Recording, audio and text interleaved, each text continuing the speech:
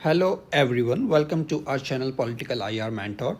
तो हम अपनी इंटरनेशनल ऑर्गेनाइजेशन की सीरीज़ को स्टार्ट करते हैं एंड इसमें नेक्स्ट जो ऑर्गेनाइजेशन है वो है आपकी शंघाई कोऑपरेशन ऑर्गेनाइजेशन।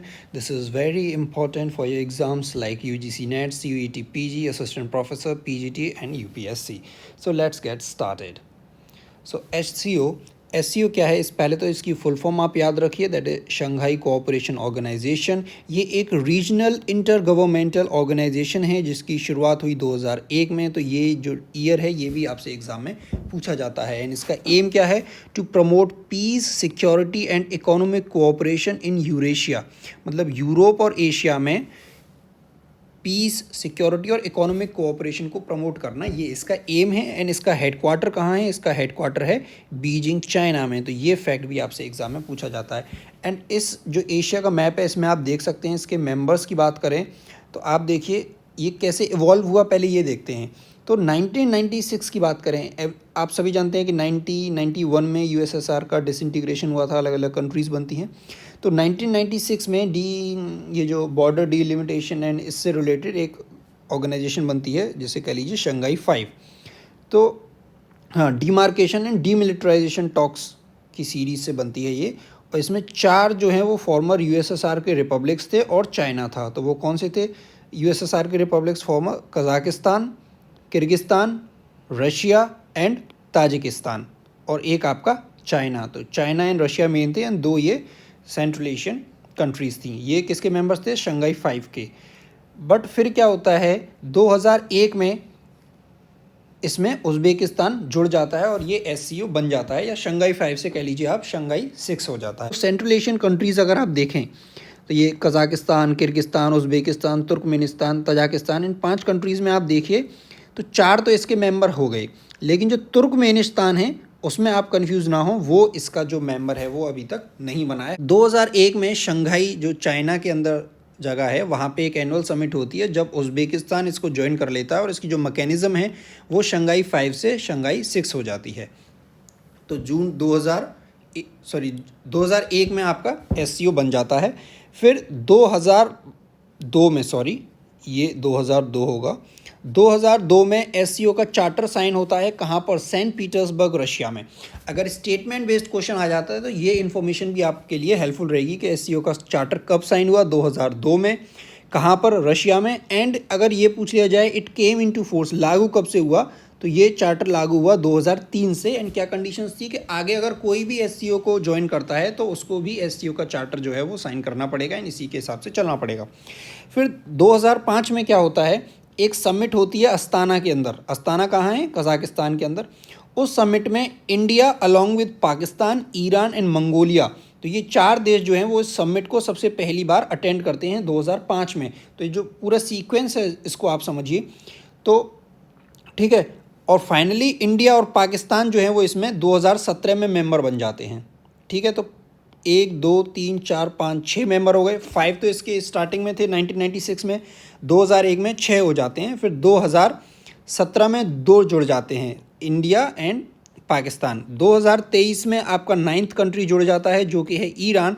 एंड सबसे लेटेस्ट या कहें 10th कंट्री जो इसमें मेंबर बनती है 2024 में, दैट इज़ बेलारूस। ठीक है, तो ये इसके मेंबर कंट्रीज़ रहे। एंड फाउंडेड हम देख चुके हैं किस समिट के दौरान फाउंड हुआ था, ये Shanghai summit 2001। It's a regional intergovernmental organization. तो एससीओ के मेंबर हमने देखे कि 10 मेंबर हैं आज इसके टोटल। एंड ये मैप भी आप देख सकते हैं, तो इससे आप अंदाज़ा लगा सकते हैं कि कितना एरिया जो है वो ये एक ऑर्गेनाइजेशन जो है वो कवर कर रही है। एससीओ के 2 ऑब्जर्वर स्टेट अभी हमने देखा, अफ़गानिस्तान एंड मंगोलिया, जिसमें अफ़गानिस्तान जो है वो इनएक्टिव मोड में है। And India has given the observer status 2005 में। ये भी आपसे पूछा जाता है कि फुल मेंबर कब बना? 2017 में, लेकिन ऑब्जर्वर स्टेटस कब मिला? 2005 में। जो अभी हमने पहले देखा कि इंडिया, पाकिस्तान एंड ये 2 कंट्रीज़ भी जो हैं 2005 में सबसे पहले इसको ज्वाइन करती हैं, इसमें समिट में पार्ट लेती हैं। अब 2018 में एक एससीओ की समिट हुई थी, जिससे 2017 में इंडिया फुल मेंबर बन जाता है। नेक्स्ट ईयर में 2018 में एससीओ की समिट हुई थी क्विंगडाओ, चाइना के अंदर। And this was the first time that Indian prime minister attended the SCO summit after becoming it's full member. तो ये भी एज ए स्टेटमेंट आपसे पूछा जा सकता है। देन 14 डायलॉग पार्टनर्स हमने देख लिए। नेपाल, श्रीलंका, मालदीव, म्यांमार है आपका, कंबोडिया है, ठीक है, एंड वेस्ट एशियन कंट्रीज़ भी आप इसमें देख सकते हैं। तो ये पूरी लिस्ट है। बट इसमें आप एक इंटरेस्टिंग नाम देखिए, मेजर जो वेस्टर्न कंट्रीज़ हैं वो इसमें नहीं हैं, यूएस, यूके, फ्रांस, जर्मनी। तो ये देखिए यूनाइटेड स्टेट्स इसके ऑब्जर्वर के लिए अप्लाई करता है 2005 में, but it was rejected. Goals की बात करें तो इसके गोल्स हैं to strengthen the mutual trust, friendship, good neighbourliness between the member states, to encourage the effective cooperation, cooperation को एनकरेज करना between the member states in such sphere जैसे politics, trade, economy, science, technology, culture, education, energy, transport. ये सारे fields हैं जिनमें cooperation को encourage करने के लिए ये इसका जो गोल है। To jointly ensure and maintain peace, security and stability in the region, ये भी इसका क्या है, एक गोल है, एम है। To promote a new democratic, fair, rational international political and economic international order, तो वर्ल्ड पॉलिटिक्स को लेके भी इसका एक ये एम है। देन बात करते हैं, एक ये भी एक इम्पॉर्टेंट इन्फॉर्मेशन है जो आपको जाननी चाहिए कि 2004 में इंडिया को ऑब्जर्वर स्टेटस मिलता है। 2005 में, उससे एक साल पहले क्या होता है, 2004 में यूनाइटेड नेशंस जनरल असेंबली जो है वो एससीओ को यूएनजीए जनरल असेंबली के अंदर ऑब्जर्वर स्टेटस देती है, और एससीओ जो है वो क्या है, यूएन जनरल असेंबली को जो है वो ऑब्जर्वर का स्टेटस देता है। तो ये ईयर भी आपसे पूछ सकते हैं, दैट इज़ 2004। देन 2023 की जो समिट थी वो इंडिया में हुई थी, ठीक है, जिसकी जो मेजर थीम थी वो थी multilateral cooperation and regional issues, इस ये एरिया था। एंड जो थीम थी समिट की थी वो थी टुवर्ड्स अ सिक्योर एससीओ। तो ये इंडिया में हुई थी, इसलिए इसकी थीम इम्पॉर्टेंट है। एंड इसमें एक और चीज़ जो इम्पॉर्टेंट है आपके एग्ज़ाम के पर्सपेक्टिव से, वो है ये एक्रोनिम सिक्योर। तो इसकी जो फुल फॉर्म है, एंड ये जो सिक्योर टर्म है, ये जो प्रधानमंत्री 2018 में जब वहाँ क्विंगडाओ समिट में पार्ट लेने गए थे तब उन्होंने इस टर्म को जो है वो कॉइन किया था। इसकी फुल फॉर्म है, एस से आपका सिक्योर, ई से economy, economy and trade, C से कनेक्टिविटी, यू से यूनिटी, आर से respect for sovereignty and territorial integrity, and E से आपका एनवायरनमेंट। तो किस लेटर से क्या उसके फुल फॉर्म है वो भी आप देखिए। एंड ये हम देख ही चुके हैं कि Iran officially joined as a 9th member, कब, 2023 में, जब इंडिया ने इस समिट को होस्ट किया था। तो ये भी आपसे पूछ सकते हैं कि ईरान ने कब ज्वाइन किया था, ड्यूरिंग विच समिट, तो 2023 समिट जो इंडिया के अंडर हुई थी। और ये जो 2023 की समिट थी इंडिया के अंदर, आप जानते हैं 2020 में कोविड आया था, तो ये जो समिट थी ये वर्चुअली आपकी हुई थी। एंड आप कहीं जब आप पढ़ेंगे तब आप देखेंगे करंट अफेयर्स में एससीओ की समिट को लेके कि अस्ताना कज़ाकिस्तान में हुई।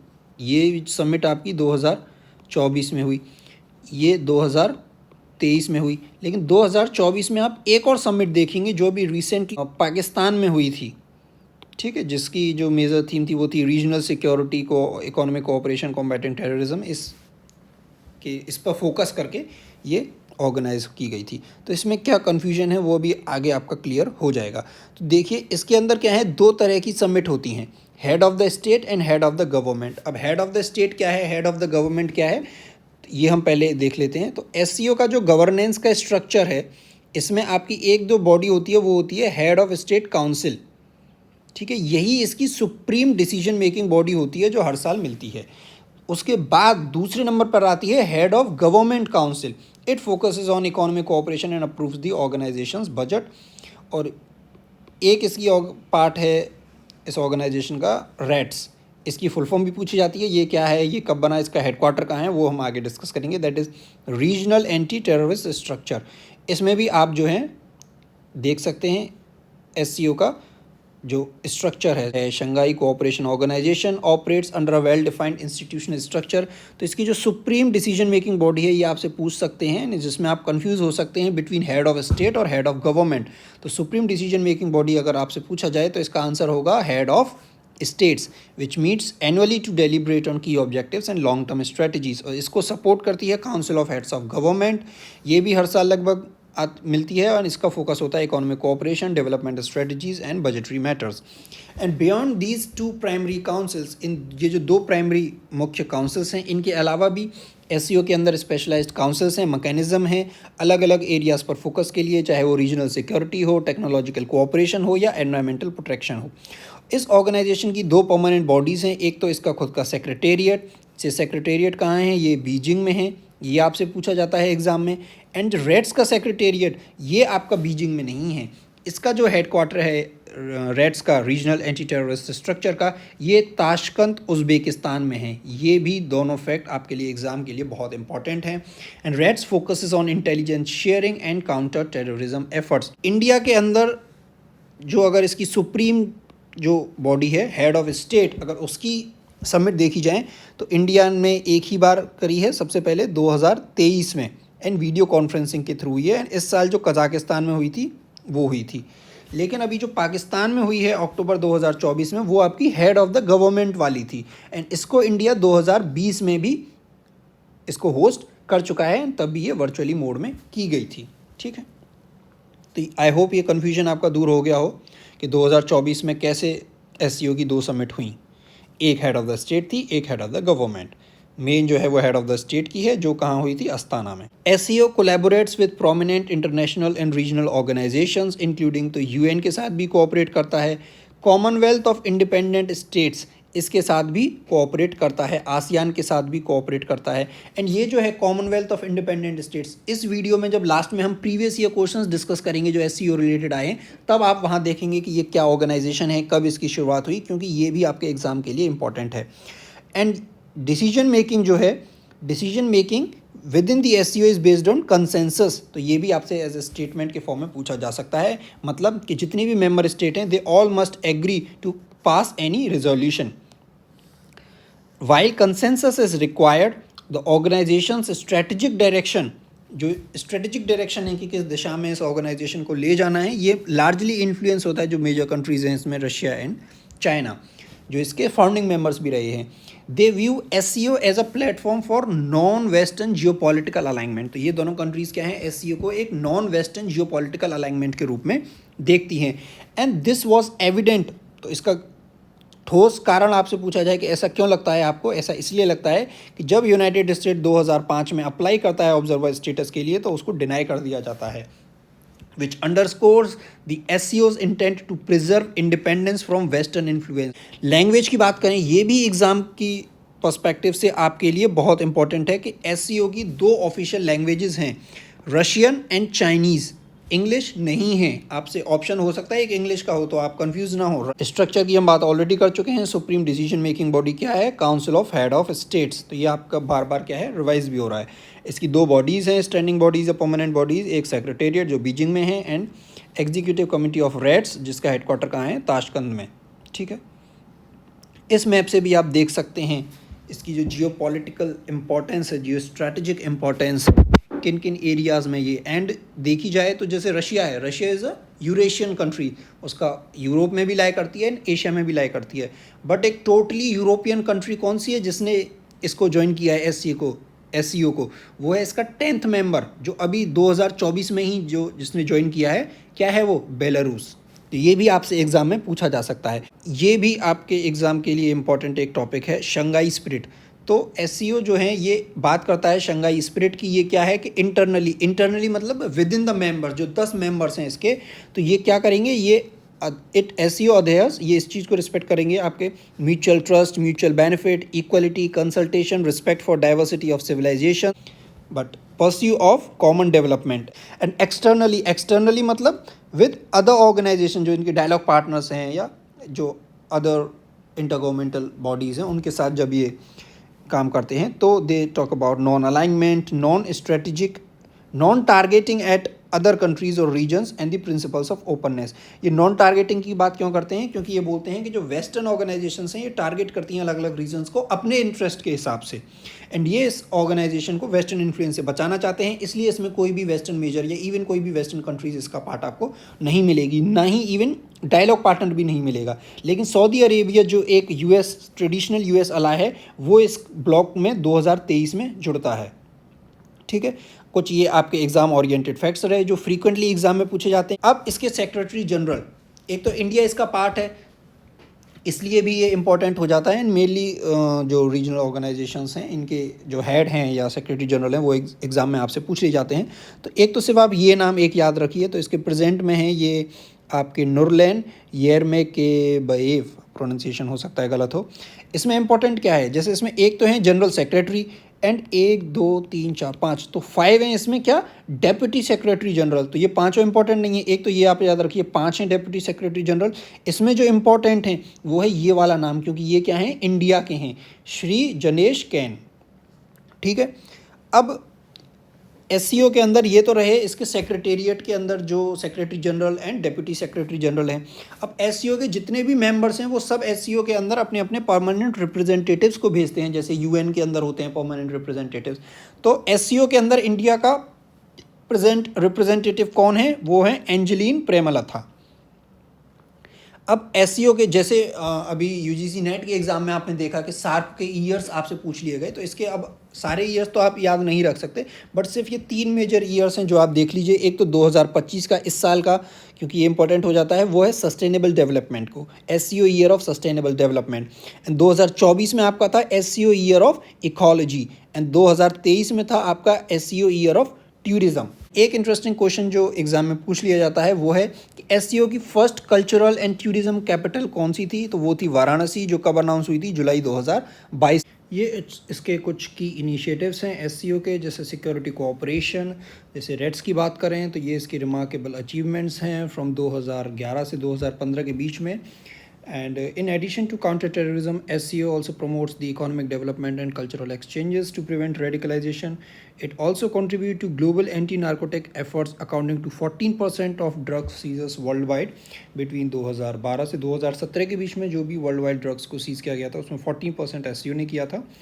एंड एनर्जी कोऑपरेशन में देख सकते हैं आप एससीओ एनर्जी क्लब, जिसकी शुरुआत की गई थी 2013 के अंदर, to foster the partnership between producers and consumers. And major इसके जो प्रोजेक्ट्स हैं वो आप देख सकते हैं, Central Asia China gas pipeline, and they also have a plan to develop Turkey as a regional gas hub, and they also cooperate on nuclear energy, and these initiatives aim to create a self-sufficient energy network within the SCO, which reduce their reliance on Western system and mitigate the impact of sanctions, particularly against Russia. Belt and Road Initiative जो infrastructure के उसमें देखें जो China का project है, it also overlaps with the SCO, and सिर्फ India है जो BRI को, SCO के अंदर जितने भी मेंबर्स हैं उसमें इंडिया जो है वो BRI को अपोज करता है।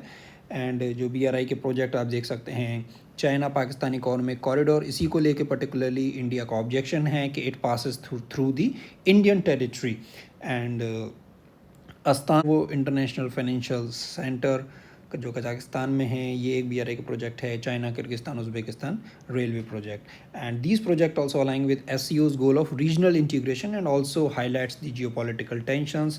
India is wary of BRI's China-centric model, and Russia is also cautious about China's expanding influence in its traditional sphere. इसके significance की बात करें तो it addresses the security issues in Asia with primarily Asian members. And SCO is also significant because it is one of the few international organizations which focused on security issues, primarily consist of Eurasian members। कहिए आप इसे, अब इसको आप military से confused now, it's not a military organization but it focuses on the security issues.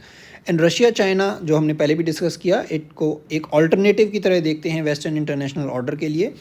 And alongside with the BRICS grouping, they position themselves against the US influence and seeking to counterbalance the US influence in the region. ये भी हमने आपको बताया कि 42% से ज़्यादा world की population को SCO रिप्रेजेंट करता है।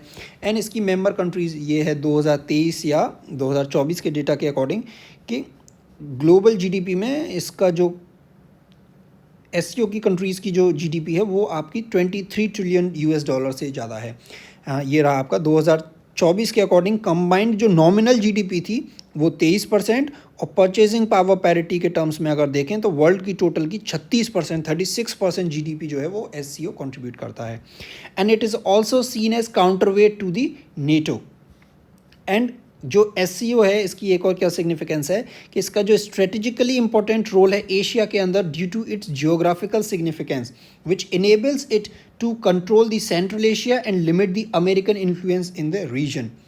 अब ये तो रहा उसका ओवरऑल सिग्निफिकेंस। अब इंडिया के लिए क्या सिग्निफिकेंस है SCO का?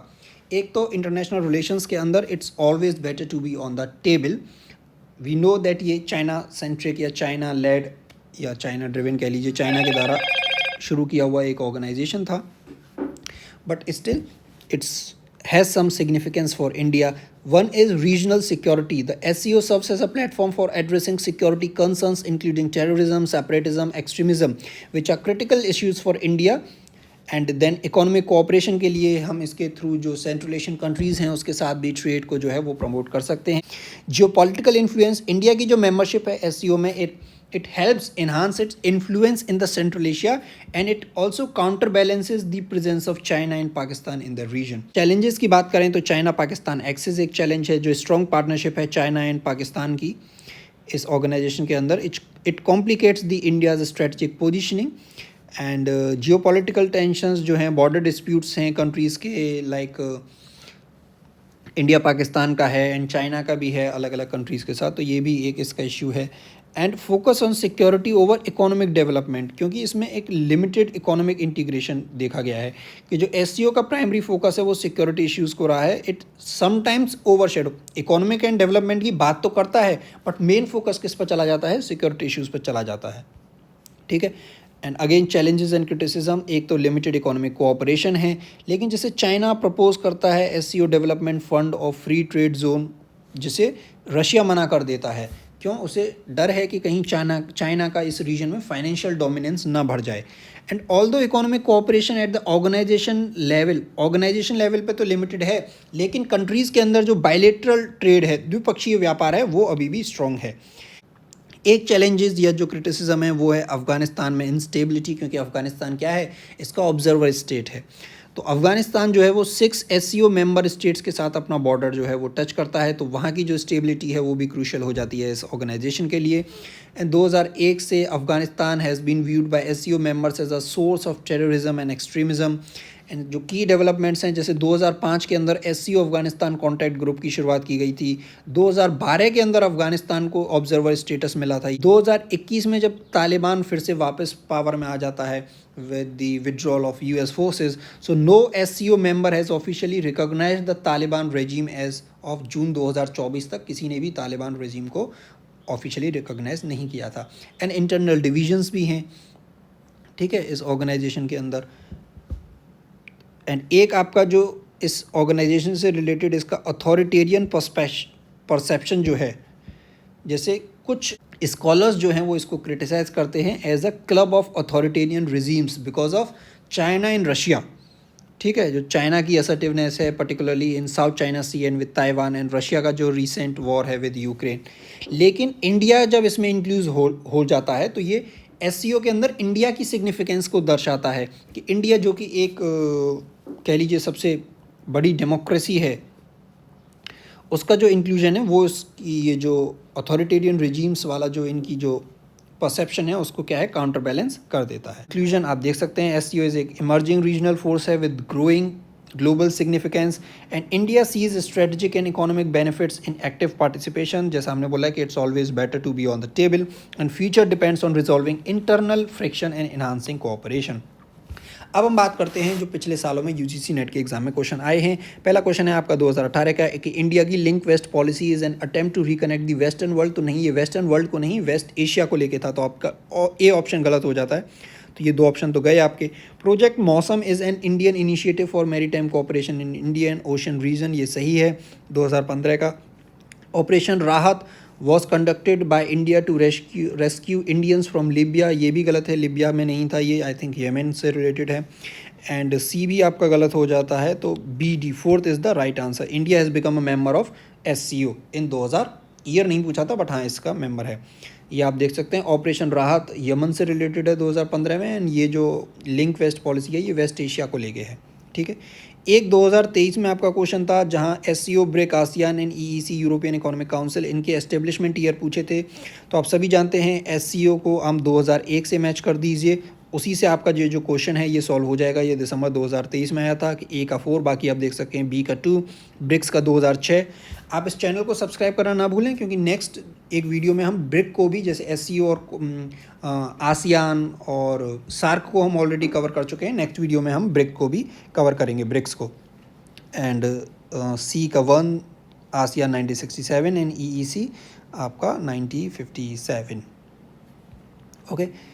एंड मार्च में एक क्वेश्चन आया था 2023 में, जो इनके जो टोटल नंबर ऑफ मेंबर हैं उनको मैच करना था। तो एस के अंदर कितने हैं, उस समय 8 थे जब ये क्वेश्चन आया था, ठीक है। आसियान के अंदर 10 एंड यूरोपियन यूनियन के 27 और अफ्रीकन यूनियन के 55। लेकिन अगर अब ये क्वेश्चन आएगा तो एस भी जो है वो 10 से मैच होगा, क्योंकि 2024 में बेलारूस को जोड़ने के बाद इसके 10 मेंबर हो गए हैं। ये क्वेश्चन आई थिंक 22 या 23 में आया था। एंड एक प्रीवियस ईयर क्वेश्चन आया था आपका कि इनको जो ईयर ऑफ एस्टेब्लिशमेंट है उसको क्रोनोलॉजिकल ऑर्डर में अरेंज करना है। आई थिंक ये international relations and area studies के यूजीसी नेट के एग्जाम में आया था। एंड यहाँ जो हमने तब डिस्कस किया था वीडियो के स्टार्टिंग में, कॉमनवेल्थ ऑफ इंडिपेंडेंट स्टेट्स, ये आपका 1991 में शुरू हुआ था। जो फॉर्मर सोवियत रिपब्लिक्स थे वो इसको शुरू करते हैं। एस की शुरुआत 2001 में हुई, नेटो की शुरुआत 1949 में हुई, इसको भी हम डिटेल में कभी वीडियो में डिस्कस करेंगे। एंड यूरोपियन यूनियन की 1993। तो जो करेक्ट ऑर्डर है वो है CADB। अब ये जो आपका नेक्स्ट क्वेश्चन है, in which year did India become a full fledged member of SCO? 2017। In which of one of the Shanghai Cooperation Organization summit given below India was admitted as a full member? तो कहाँ, Astana में हुई थी 2017 के अंदर। फिर से chronologically arrange करना है, शंघाई 5 को, यूरेशियन इकोनॉमिक यूनियन को, organization for security and cooperation in Europe को, एंड शंघाई कोऑपरेशन ऑर्गेनाइजेशन को। तो SCO आप जानते हैं 2001, शंघाई 5 आप जानते हैं दैट इज़ 1996।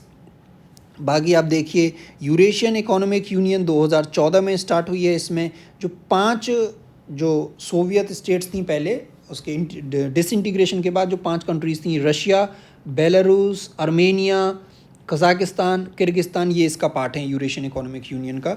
एंड देन आपकी एक है शंघाई SCO, तो हमने देख लिया 2001। Organization for security and cooperation in Europe की बात करें, जैसे OSCE बोलते हैं, इसके अंदर 57 मेंबर्स हैं, यूरोप के, नॉर्थ अमेरिका के और एशिया के। इसकी शुरुआत हुई थी 1990 में। एंड इससे पहले इस ऑर्गेनाइजेशन को CSCE बोलते थे, जिसकी शुरुआत हुई थी 1975 में। एंड ये ड्यूरिंग कोल्ड वॉर के समय जो वेस्ट और ईस्ट के बीच में डायलॉग प्रमोट करने के लिए, इस उद्देश्य से इसकी शुरुआत की गई थी। एंड सब्जेक्टिव आंसर लिखने के अगर उस पर्सपेक्टिव में देखें, एंड अगर आपसे तो फ्यूचर प्रोस्पेक्ट की बात करें SCO के, तो पहला है स्ट्रेटजिक क्रॉस रोड के, it stands as a critical juncture aiming to evolve into a global geopolitical force. And इसके लिए एक चैलेंज जो है वो है to balance the cooperation and competition with the West, US and European Union, while maintaining its strategic independence. And internally भी जो major powers हैं इसकी, रशिया, चाइना, इंडिया, उनकी जो प्रायोरिटीज़ हैं उनके अंदर डाइवर्जेंस देखने को मिलता है। And it also criticize for limited tangible outcomes. And if we compare it with the other organizations like ASEAN and European Union, so it also lags behind in terms of institutional cohesion, economic framework, collective policy execution, and it has some symbolic and strategic significance because of its anti-Western posture and historical and geopolitical influence of its members, China, Russia, India. And the organization also shows a shift towards a multipolar world order, challenging Western hegemony and promoting alternative international norms. And future trajectory mein, this point is also very important, that as global power dynamics continue to evolve, the SCO and its members are expected to play a larger role in Eurasian security, economic integration, expand influence in global governance structure. And this is also very important that it serves as a strategic counterweight to Western alliances like NATO and G7. That wraps up our detailed look at the Shanghai Cooperation Organization. If you found this video helpful, don't forget to like, share and subscribe, and let me know in the comment section which topic you would like next and your feedback about this video. And thanks for watching, and all the best for your exams.